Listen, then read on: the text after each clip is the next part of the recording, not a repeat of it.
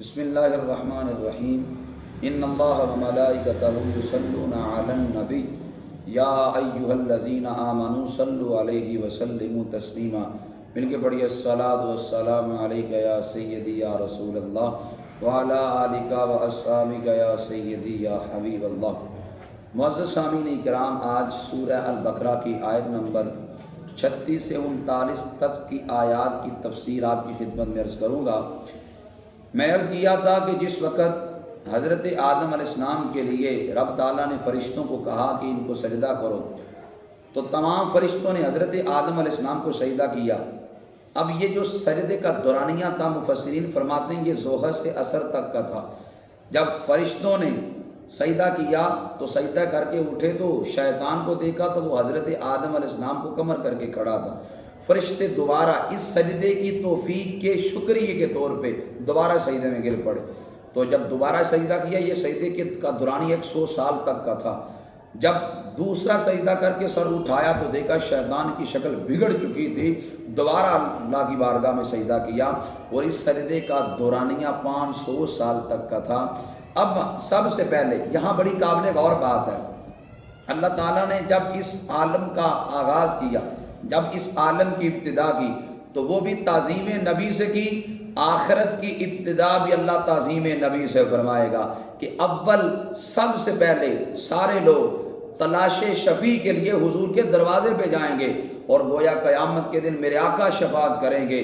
قیامت کے دن سارے رو رو کے کہیں گے نہ نیر وگایا بن دیے، نہ درد سنایا بن دیے، اللہ دے اسونے محبوبہ کل تیرے بنایا بن دیے۔ محشر وچ سارے رو رو کے محبوب خدا نو آکھن گے اج بگڑی قسمت سارے دی سرکار دے آیا بن دیے۔ حضور علیہ السلام آ کر شفاعت کریں گے، اور شفاعت کبریٰ کا تاج میرے رب نے حضور علیہ السلام کے سر پہ رکھا ہے۔ نبی کریم صلی اللہ علیہ وسلم کو قیامت کے دن ساری انسانیت شفاعت کے لیے پکارے گی، تو فرشتے حضرت آدم علیہ السلام کے لیے تمام کے تمام فرشتوں نے سجدہ کیا۔ آگے رب تعالیٰ ارشاد فرماتا ہے، جب آدم علیہ السلام جنت میں رہنے لگے، رب نے فرمایا اے آدم تم اور تمہاری زوجہ حضرت حوا جنت میں رہو، جنت میں سے جو چاہو کھاؤ، لیکن یہ درخت گندم کا نہیں کھانا، یعنی اس کے قریب نہیں جانا، اگر تم اس کے قریب گئے تو حد سے بڑھنے والوں میں سے ہو جاؤ گے۔ تو فَأَزَلَّهُمَا الشَّيْطَانُ عَنْهَا، شیطان ان دونوں کو پھسلایا، فَأَخْرَجَهُمَا مِمَّا كَانَ فِيهِ، جہاں وہ تھے وہاں سے نکلوایا۔ فَقُلْنَا اهْبِطُوا، رب فرماتے ہیں ہم نے کہا اترو، بَعْضُكُمْ لِبَعْضٍ عُدُوٌّ، تم آپس میں ایک دوسرے کے دشمن ہو، وَلَكُمْ فِي الْأَرْضِ مُسْتَقَرٌّ، اور تمہیں زمین میں ٹھہرنا ہے، وَمَتَاعٌ إِلَىٰ حِينٍ، اور ایک وقت تک تمہیں زمین میں برتنا ہے، جاؤ تم زمین کے اندر۔ اب شیطان نے حضرت آدم علیہ السلام اور حضرت اماں کو کیسے پھسلایا؟ شیطان نے جب حضرت آدم کو سجدہ نہ کیا، اللہ نے اسے اپنی بارگاہ سے دھتکار کر نکال دیا۔ اب شیطان اس موقع کی تلاش میں تھا، وہ ایسا موقع بنے کہ میں حضرت آدم علیہ السلام سے بدلہ لوں۔ حسد کرتا تھا آدم علیہ السلام سے۔ ایک دن حضرت آدم علیہ السلام کے قریب گیا یوں مفسرین لکھتے ہیں کہ مور اور سانپ، یہ دو جنت میں حضرت آدم علیہ السلام کے خادم تھے۔ یہ جو سانپ ہے یہ پہلے اونٹ کی طرح بہت بڑا جانور تھا اور بڑا خوبصورت تھا، یہ بعد کے اندر اس کو سزا ملی اور اس کا جو وجود ہے یہ بالکل ختم کر دیا گیا، اور یہ زمین کے ساتھ بھی رینگنے لگا۔ پہلے یہ اونٹ کتنا بڑا جانور تھا۔ شیطان سانپ کو جا کے کہنے لگا مجھے اپنے منہ میں بٹھا کر حضرت آدم علیہ السلام کے قریب لے جا، اور شیطان نے مور کو کہا کہ تم حضرت آدم اور حضرت اماں حوا کو جنت کے دروازے پہ لے آ۔ اب دو رائے ہو سکتی ہیں مفسرین کی، بعض مفسرین فرماتے ہیں شیطان جنت کے دروازے پر ہی تھا، آدم علیہ السلام قریب آئے تو ان سے بات کی، اور بعض کہتے ہیں نہیں، سانپ نے اس کو اپنے منہ میں رکھا اور اندر لے گیا، اور اس نے جا کر حضرت آدم علیہ السلام سے کلام کیا۔ جا کر شیطان حضرت آدم علیہ السلام کو کہنے لگا میں جانتا ہوں کہ میں نے آپ کو سجدہ نہیں کیا اور آپ کے دل میں میرے متعلق ناراضگی ہے، لیکن میں آپ کو راضی کرنے کے لیے آیا ہوں۔ شیطان حضرت آدم علیہ السلام سے کہنے لگا اللہ تعالیٰ نے آپ کو بڑا مقام و مرتبہ عطا کیا، جنت کی ساری نعمتیں دی، لیکن یہ نعمتیں عارضی ہیں، بالآخر مرنا بھی ہے۔ آدم علیہ السلام فرمانے لگے مرنا کیا ہے، موت کیا ہے؟ تو وہ مردے جانور کی طرح حضرت آدم علیہ السلام کے سامنے پڑ گیا، اور یوں اس نے پاؤں مارے کہ جیسے قریب المرگ شخص یعنی جو مرنے کے قریب ہوتا ہے وہ شخص جیسے اپنے ہاتھ پاؤں کو مارتا ہے، یوں شیطان اپنے ہاتھ پاؤں کو مار کے یوں ٹھنڈا ہو گیا تو کہنے لگا یہ موت بھی آنی ہے۔ آدم علیہ السلام فرمانے لگے اس موت سے بچنے کا کوئی ذریعہ ہے؟ کہنے لگا ہاں ذریعہ ہے۔ شیطان کے قول کو رب تعالیٰ نے قرآن میں نقل کیا۔ شیطان کہنے لگا حل ادلکم علی شجرۃ الخلد وملک لا یبلی۔ شیطان کہنے لگا آدم علیہ السلام کو میں آپ کو ایسے درخت کی رہنمائی نہ کروں، اگر آپ نے اس درخت کا دانہ کھا لیا تو آپ نہ تو مریں گے اور نہ ہی آپ کی بادشاہت ختم ہوگی۔ تو فرمایا ہاں بتاؤ۔ شیطان کہنے لگا وہ درخت ہے۔ تو حضرت آدم علیہ السلام فرمانے لگے یہ گندم کے درخت سے تو رب نے ہمیں منع کیا ہے اور تو کہتا ہے کہ یہ گندم کا درخت ہے اور اس سے کچھ کھا لو۔ شیطان آگے کہنے لگا، شیطان کہنے لگا ما نہاکما ربکما عن ہذہ الشجرۃ الا ان تکونا ملکین او تکونا من الخالدین۔ سورہ اعراف کی آیت نمبر 20 ہے۔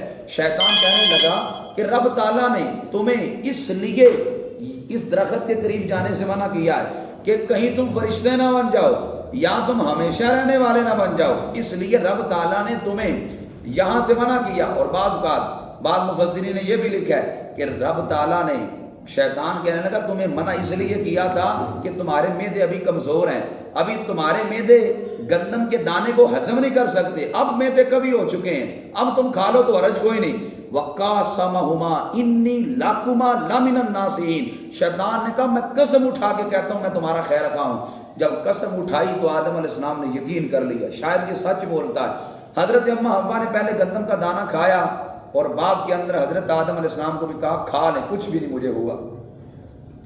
آدم علیہ السلام نے بھی گندم کا دانہ کھا لیا، جنتی لباس اتر گیا۔ یہ جو ہمارے ناخن ہیں یہ جنتی لباس ہے، کچھ ناخن بچ گئے تاکہ پتہ چلے ہمارا اصل مقام جنت ہے، ہم جنت سے آئے ہیں، بالآخر دوبارہ وہاں جانے کے لیے شوق ہمارے اندر پیدا ہوتا رہے۔ سارا لباس جنتی اتر گیا۔ حضرت آدم علیہ السلام انجیر کے بڑے بڑے پتوں کے ذریعے اپنے جسم کو ڈھانپنے لگے۔ اب رب تعالیٰ نے فرمایا تم سارے کے سارے زمین پر اترو۔ اب کہاں کہاں پہ اترے؟ مفسرین لکھتے ہیں حضرت آدم علیہ السلام ہندوستان پہ سر اندیم کی پہاڑیوں پہ اترے، حضرت اماں حوا جدہ میں اتری، اور یہ جو سانپ تھا مفسرین یہاں پہ لکھتے ہیں کہ اللہ تعالیٰ نے سانپ کو اصفہان کے اندر اتارا۔ آج بھی وہاں پہ سانپ کی بڑی کثرت ہے، اور شیطان کو اللہ تعالیٰ نے جو ہے وہ دنیا کے اوپر جب اتارا تو مفسرین لکھتے ہیں بصرہ کے قریب میسان کا جنگل تھا، وہاں پہ اللہ تعالیٰ نے شیطان کو اتارا، اور مور کو مارج الہند ایک مقام ہے اللہ نے اس جگہ پہ اتارا، اور پھر اللہ تعالیٰ نے مشقت یہ ڈالی حضرت آدم علیہ السلام کو کھیتی باڑی کی مشقت میں ڈالا کہ وہ کھیتی باڑی کرنے لگے۔ حضرت اماں حوا کو حیض کی اور بچے کی ولادت کے وقت جو تکلیف ہوتی ہے اس تکلیف میں مبتلا کیا گیا، سانپ کے سارے پاؤں غائب کر دیے گئے، زمین سے وہ زمین کے ساتھ اس کا جسم لگ گیا، رینگنے لگا، اور مٹی بطور غذا اس کی مقرر کر دی گئی، اور پھر جو مور تھا اس کے پاؤں کو بد شکل بنا دیا گیا، اس کے جو پاؤں تھے وہ مسخ کر دیے گئے، بگاڑ دیے گئے، اور یوں اللہ تعالیٰ نے جو شیطان تھا اس کی شکل بھی مسخ کر دی۔ اب حضرت آدم علیہ السلام زمین پر آ گئے، زمین کے اندر رہنے لگے۔ آدم علیہ السلام جب جنت سے آئے تھے تو کچھ پھل بھی وہاں سے لے کے آئے تھے، یعنی پھلوں کے بیج لے کے آئے تھے۔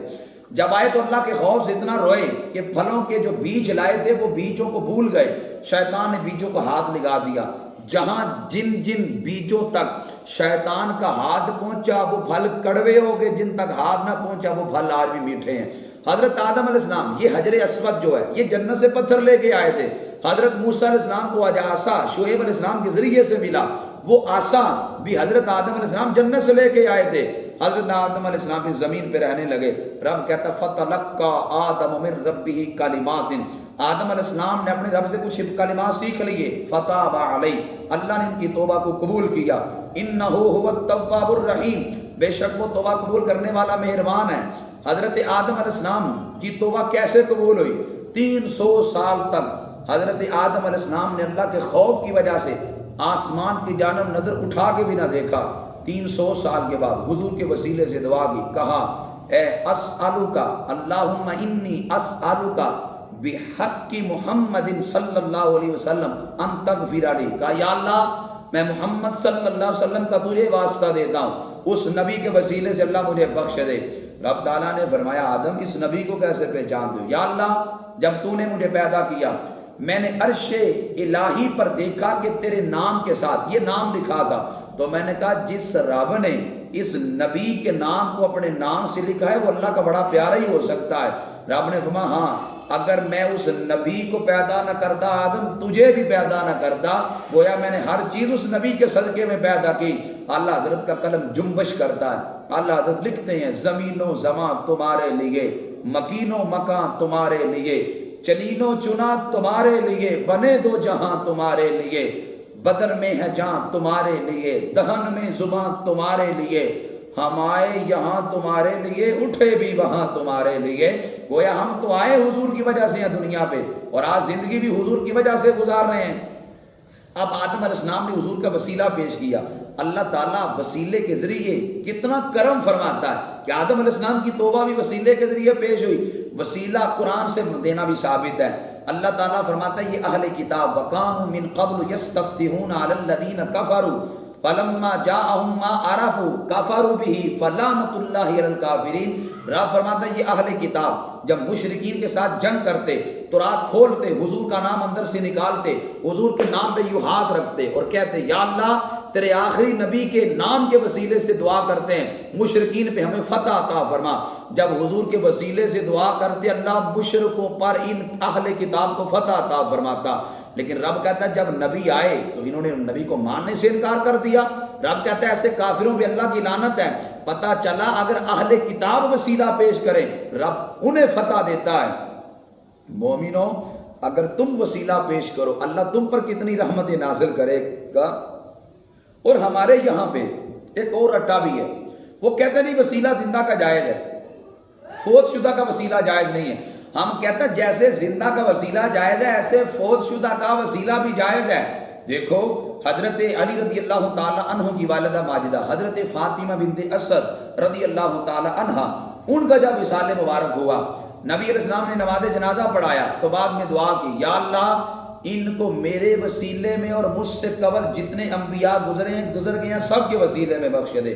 حضور نے سارے نبیوں کا وسیلہ دیا ہے۔ پتہ چلا جو دنیا سے ظاہراً چلے جائیں ان کا وسیلہ بھی جائز ہے، اور وسیلہ دینا گویا حضور کی سنت مبارکہ ہے۔